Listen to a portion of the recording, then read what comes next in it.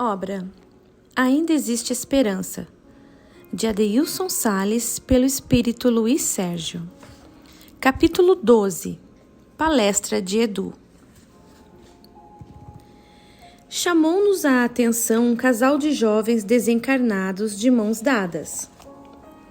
Em meio ao grande movimento que acontecia em nosso plano de ação, eles não perceberam que paramos próximos, por sinal de Zoel.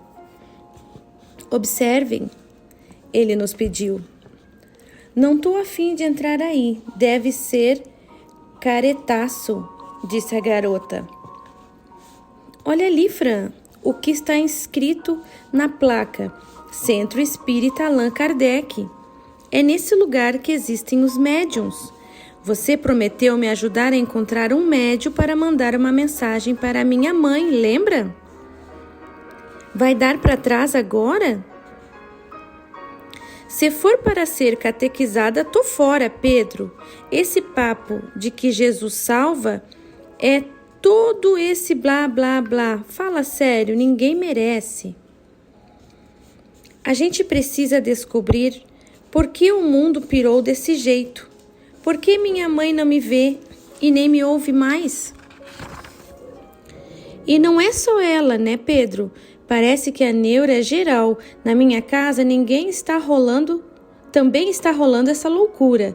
Quando a gente chega perto da minha mãe, ela só sabe fazer chorar. Que delírio é esse, cara? Se liga, Fran. Foi na casa da minha mãe que ouvimos minha tia dizer a ela que os médiuns entram em contato com outra dimensão. Mas nós não estamos mortos. Eu sei, Fran, mas e se rolou alguma epidemia enquanto estivemos fora no acampamento? O casal trazia a mochila nas costas porque tinha voltado de um acampamento. Como eles, muitos jovens desencarnados se encontram alienados por aí, Mirna esclareceu. E o que vamos fazer? Eleonora quis saber. A ajuda já vem, observem. Zoel pediu. Olha, Fran, é a minha velha, ela vai entrar no centro espírita. Vamos entrar com ela, Pedro.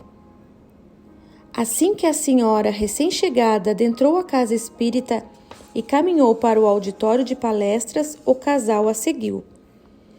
A mãe de Pedro estava acompanhada pela tia Dalva. As duas de braços dados sentaram-se em uma fileira de cadeiras. E ao lado delas, Pedro e Fran também se acomodaram. No instante em que o casal se ajeitou, a mãe de Pedro sentiu intenso arrepio a percorrer sua nuca e, sem saber, registrou vibratoriamente a presença do filho. Observávamos tudo e, nesse exato instante, um jovem e sorridente espírito se aproximou do casal. E aí, sejam bem-vindos. Que legal que alguém veio falar com a gente, né, Fran? Já estávamos achando que éramos fantasmas, porque ninguém escuta mais a gente. Eles riram. Então, disse o jovem trabalhador da casa espírita, vocês não querem me acompanhar? Pedro olhou indeciso para Fran e, após alguns instantes de hesitação, disse: sabe o que é? Nós estamos precisando conversar com algum médium, porque me falaram que eles podem nos ajudar a entrar em contato com a minha mãe. Essa mulher aqui do lado. Pedro apontou a mãe. Por mais que eu tente falar, ela não me escuta. Saímos para acampar e ele se virou para a Fran e perguntou: quando foi mesmo que saímos para acampar? Nem me lembro, Pedro. Ficamos meio confusos com as datas. É verdade, não nos lembramos da data, mas isso não importa. O que eu sei é que desde que voltamos para casa não conseguimos mais falar com a nossa família. Nem eu, nem a Fran. Até que um dia desse, minha tia foi lá na minha casa e, trocando umas ideias com a minha mãe, disse a ela que deveria procurar um centro espírita para falar com algum médium. Após ouvir as palavras de Pedro, com carinho e respeito, a jovem entidade convidou. Vocês vieram ao lugar certo. Temos muitos médiuns aqui. Não te falei, Fran, Pedro afirmou entusiasmado. Vocês precisam me acompanhar, porque necessitamos nos preparar. Eu testemunhava aquela cena de longe e me emocionava, pensando no amor de Deus por seus filhos. Pensava também na necessidade de que os jovens sejam protagonistas da prática da caridade com outros jovens, visando a uma vida mais feliz. O nome desse jovem trabalhador é João, Zoel elucidou, apontando para o espírito que conversava com o casal. E segui pensando em como João teve acesso fácil ao coração e aos anseios de Pedro e Fran. Sorrindo, o casal seguiu o servidor juvenil, que os conduziu ao interior da sala adjacente. Já estivemos aqui algumas vezes. Será que hoje teremos alguma notícia de Pedro e da Francisca? Lourdes, eu sei como se sente, mas o homem que nos atendeu na primeira vez nos disse que essas coisas não podem ser previstas. Vamos confiar em Deus e aguardar. Já faz 9 meses que Pedro e Francisca se foram. Eu só queria uma notícia, uma frase, nada mais. Como é que os 2 jovens saem de casa às escondidas para acampar e morrem daquele jeito? Lourdes, lembra que o homem nos pediu para evitarmos os comentários sobre as circunstâncias do acidente em que eles foram vitimados? Isso não faz bem a eles e a nós que ficamos aqui. Tá certo, Dalva, tá certo. É que há momentos em que preciso desabafar, parece que vai me dar um troço por dentro do peito. Dalva abraçou a amiga e disse carinhosamente: vai ficar tudo bem. O diálogo das duas foi interrompido quando o dirigente da reunião convidou todos para uma prece. Edu já estava acomodado ao lado do dirigente da reunião e de mais uma jovem que iria proferir a prece de abertura. Zoel aproximou-se de Edu, que, posicionado atrás dele, o envolveu fluidicamente com ternura. Na assistência, grande presença de jovens aguardava ansiosa pela mensagem da noite. A fronte de Zoel esparzia uma luz de cor azul clara que envolvia o centro de força coronário de Edu. Tudo corria de maneira a atender aos assistidos dos 2 planos da vida. O dirigente encarnado apresentou Edu e, após a prece inicial, passou-lhe a palavra. Tendo o Evangelho segundo o Espiritismo, capítulo 5, Bem-aventurados os aflitos, aberto à sua frente, o jovem divulgador do bem começou. Que a paz esteja com todos os corações. Foi a saudação inicial. A vida na Terra é permeada de surpresas. Algumas agradáveis, outras carregadas de imensa tristeza. Somos surpreendidos por tantos desafios, por tantas situações, tantas chegadas e partidas, que a princípio supomos serem perdas irreparáveis. Quando vem a tempestade das lágrimas que nos invade a alma, o desespero ameaça se instalar e olhamos para o céu a indagar sobre a realidade da existência de Deus. E, na maioria das vezes, chegamos a duvidar da sua misericórdia e de seu amor.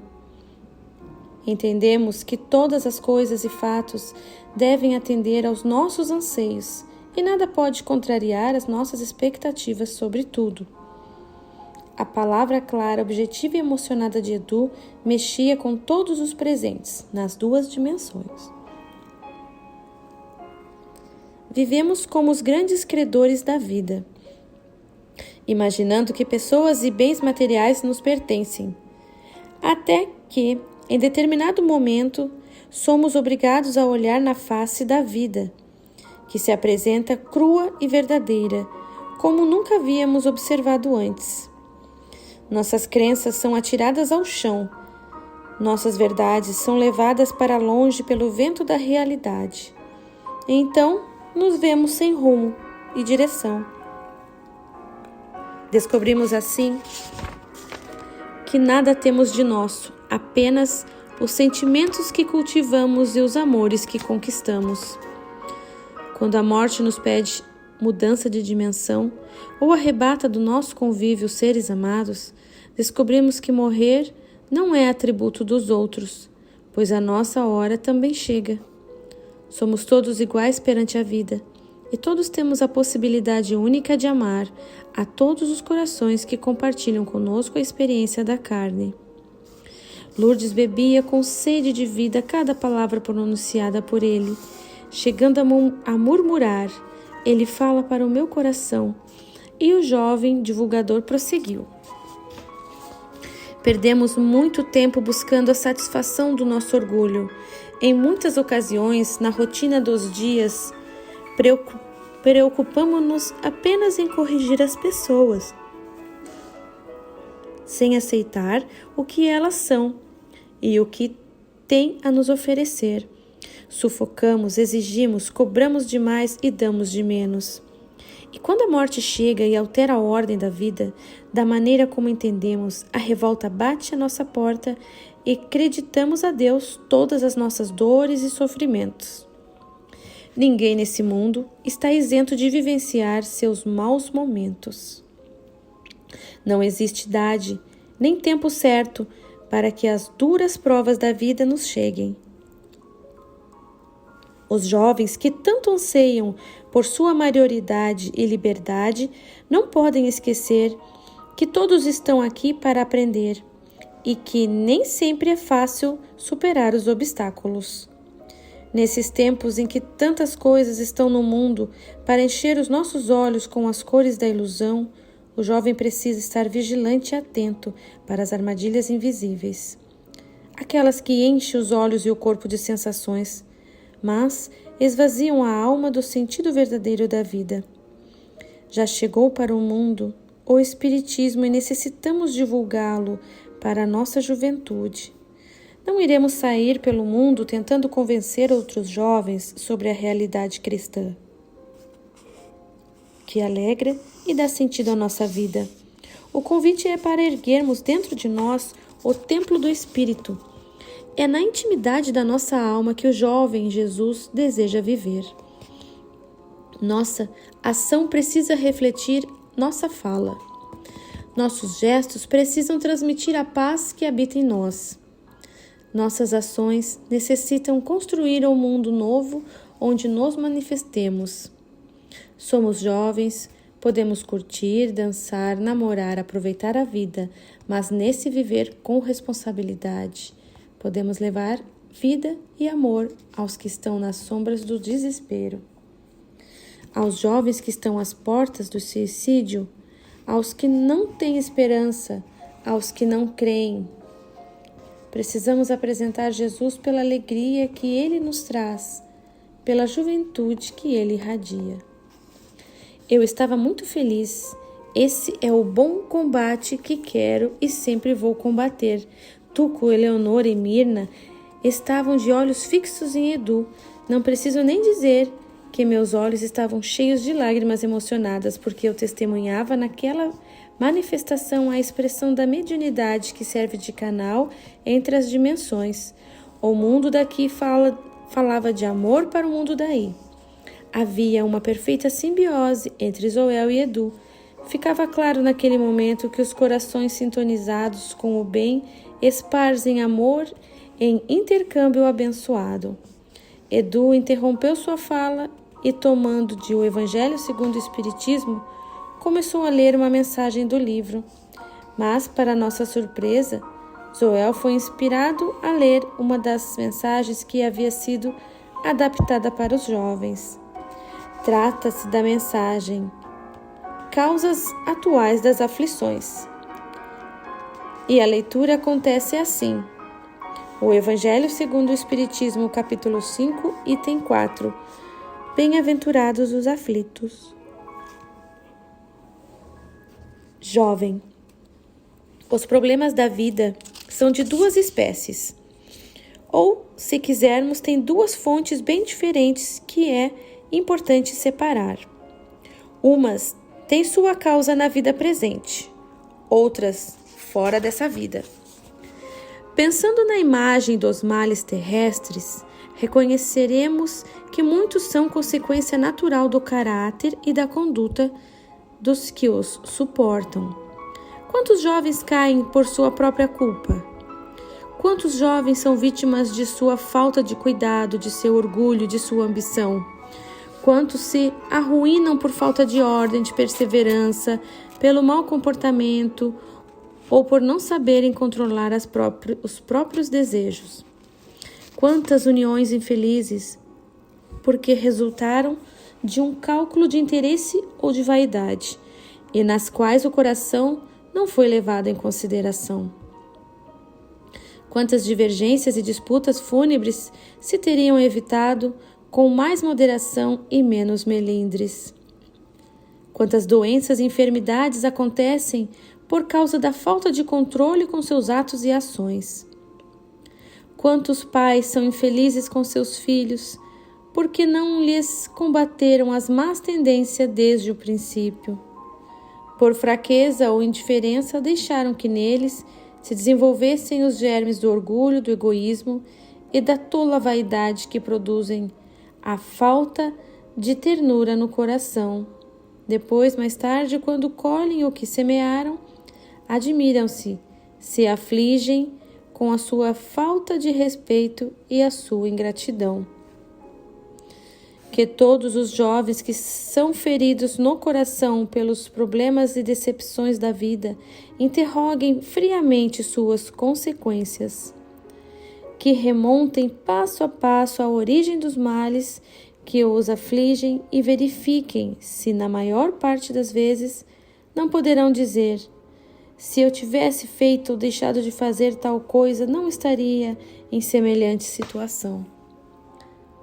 A quem, portanto, deve o jovem responsabilizar por todas essas aflições, senão a si mesmo?